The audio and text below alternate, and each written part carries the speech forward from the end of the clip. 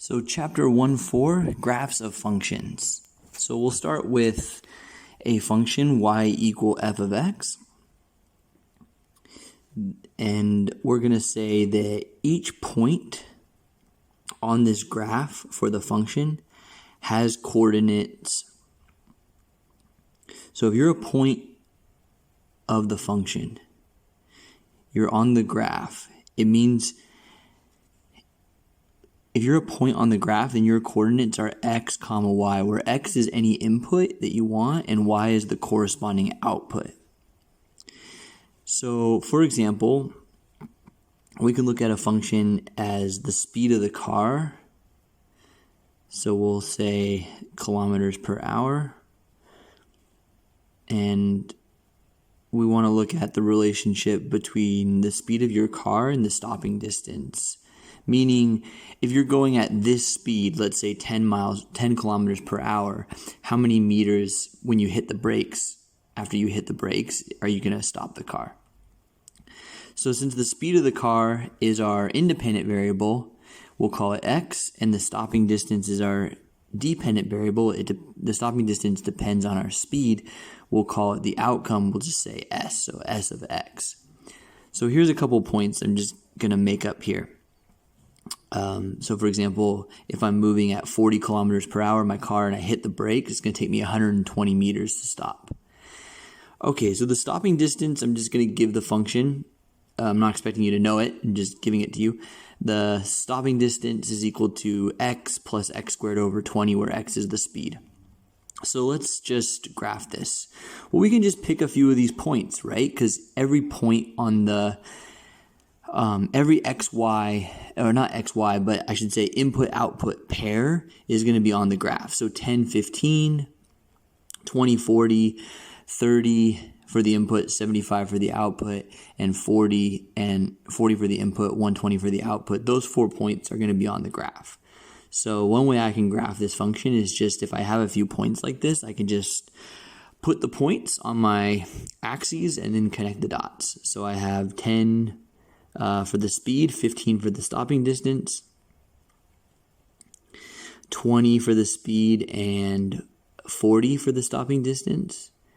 And I'll use some different colors just to make it more interesting. Blue, so for my blue point, that's going to be 30 for the speed and 75 for the stopping distance. And finally, 40 kilometers per hour is going to require 120 meters of stopping distance. So then I just connect those points, and that gives me an idea of what the graph looks like. So again, what I want you to take away from this is the pair of points, input and output, is going to be on the graph for the function. Now, we talked about domain and range in chapter 1, but we looked at domain and range by looking at the equation of a function, and now let's see about how do you find domain and range from a graph. So for this example, we're going to look at the oven temperature. Now, I know some of you probably did a lot of baking over the quarantine time. So let's say the oven temperature, we'll call it capital T. It varies with the length of time. I'll use small t for time so that I don't get it confused with my temperature, my output, which is big T.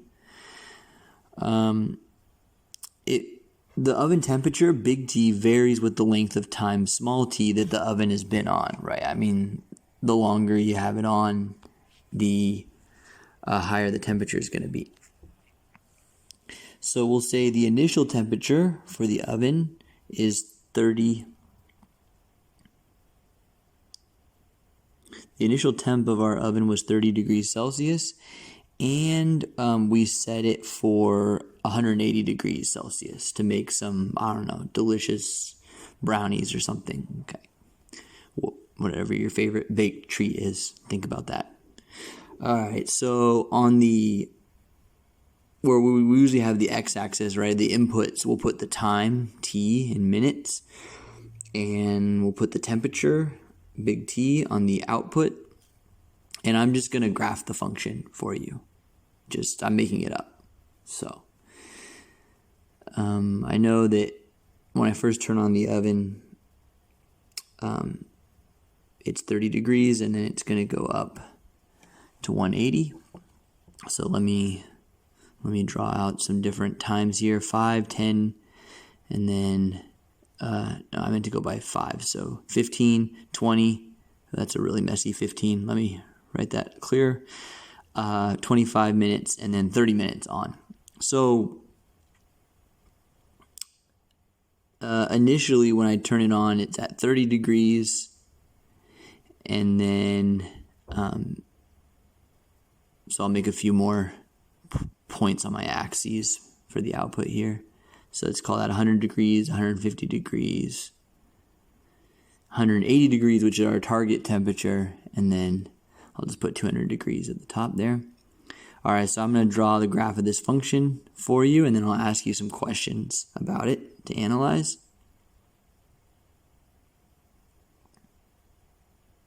So we know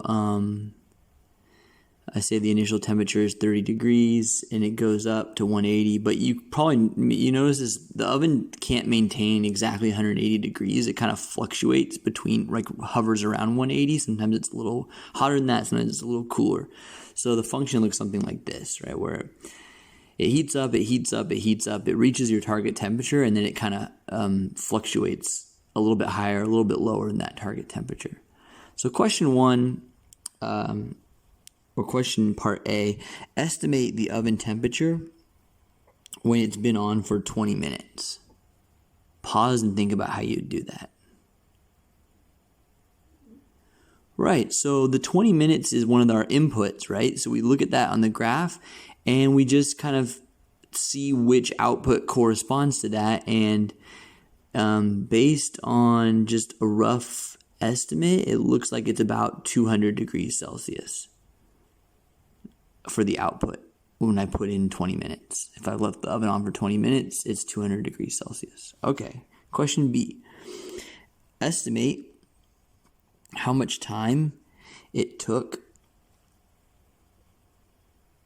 for the oven to reach 180 degrees Celsius.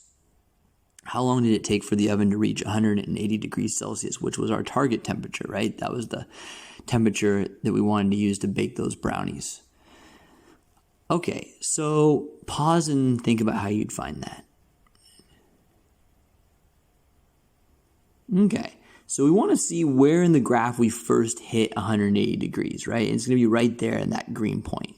And then we just drop down and see how much time did that take, what was the corresponding input for time, and it looks like it's 15 minutes. So about 15 minutes is how long it took to reach that temperature. I'm going to highlight my answer with my rainbow pen because I'm just really proud that I got that right. Okay. Question C. Identify the independent. And, yes, you guessed it, the dependent variables. So we talked about independent and dependent variables in the first section. And what are they going to be in this case? Go ahead and pause. Think about what you would answer. Yep, you got it right, exactly. Time is the independent variable because the other variable, think about what changes, time and temperature. And the temperature of the oven is depending on the time that it's on. So time is the independent, and temperature as the outcome or the output is the dependent. All right, let's box that answer because we're on a roll now. Question D. State the domain and the range of the function. State the domain and the range of the function. Go ahead and pause. Well, I'm going to scroll up to the graph so you can, the idea is I'm trying to show you how to get domain and range from the graph. So let me scroll up to the graph, pause right around there, and ask yourself, when's the domain, what's the range? Right, so remember the domain is what inputs you can put into the function, right?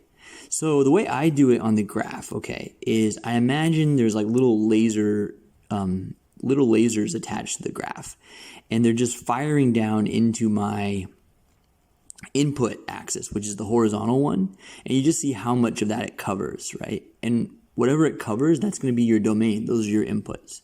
So if we do that, we see the domain is going to start at 0 for the time, 0 minutes, and end at 30 minutes because my graph ends at 30 minutes. So those are all the inputs. All right.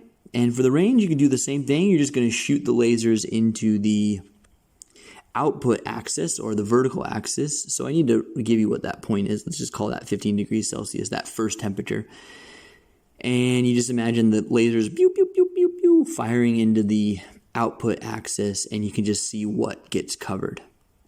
One student last year said they imagined the graph is like Play-Doh and they just shove it into the axis and what's covered. That's another way you can think of it too. But yeah, for the range, the lowest output we get is 15 degrees Celsius. So that's going to be the bottom end of the range, and the top end of the range, let's just check, right? 200 degrees Celsius is the highest temperature that we reach. So that is going to be our range.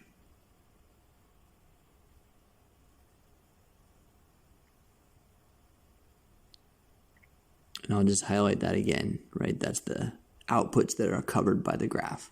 So that's how you find domain and range from a graph.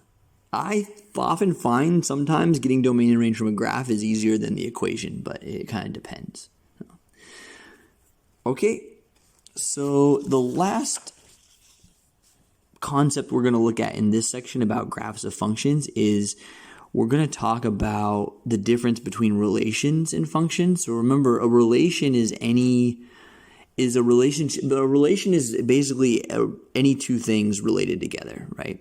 But for a function, it's a specific type of relation. In other words, not every relation is a function. A function is a more special type of relation because, remember, a function, I'll highlight it in red since we're doing a definition. A function is a relation where each point, so no two different points have the same first coordinate, right? So a function is a relation in which no two different pairs or points have the same first coordinate. So that's the definition in your textbook. I find it a little confusing, to be honest. Like, the way I think about function is basically a function always has to know where it's going. So you can't have the same input or first coordinate with a different output. Because if you give that input, then you don't know what output you want. So how can we determine that from a graph, right? So let's look at this example. Let's look at the graph x equal to 5. It's going to be a vertical line because basically x is always equal to 5. So it's going to be all those points. So is this a function? Stop and pause. Think about it. Yeah, no, it's not. For example, the point 5, 1 is on the graph, okay? In other words, you put in 5 and you get out 1. But also, for example, the point 5, 4 is on the graph, meaning you put in 5, you get out 4. And remember, a function always has to know where it's going. So if you give this function 5, it's going to be like, hey, do you want 1 or do you want 4? And actually there's more, right? Like 5, 3 is on here and so is 5, 2. So when you give this function 5, since it has more than one choice for the output, I shouldn't say give this function. Give this relation 5 as the input. It doesn't know what output you want. Do you want 1? Do you want 4? Do you want 3? And because it has to ask itself that, it's not a function, right? So this leads to a pretty useful test that you can use called the vertical line test. So if you have the graph of the relation, you can tell if it's a function simply because no vertical line can cross the graph in more than one spot. If it does, that means that if a vertical line crosses more than once, it means it's not a function. Because, for example, that would mean that 2 points that have the same input have a different output, which a function always has to know where it's going. So if we just look at that oven problem earlier, that oven relationship, time the oven is on and the temperature of the oven, let's ask ourselves, is this a function? Can we tell from the graph? Pause and think. Yeah, it is. because we can use this useful vertical line test, I'll just draw a bunch of vertical lines through this thing, trying to cut it up, right? I'm trying to cross it in 2 points, because if I do, then I break it. It's not a function. And there's no vertical line I can draw that's going to cross it more than once. So it is a function.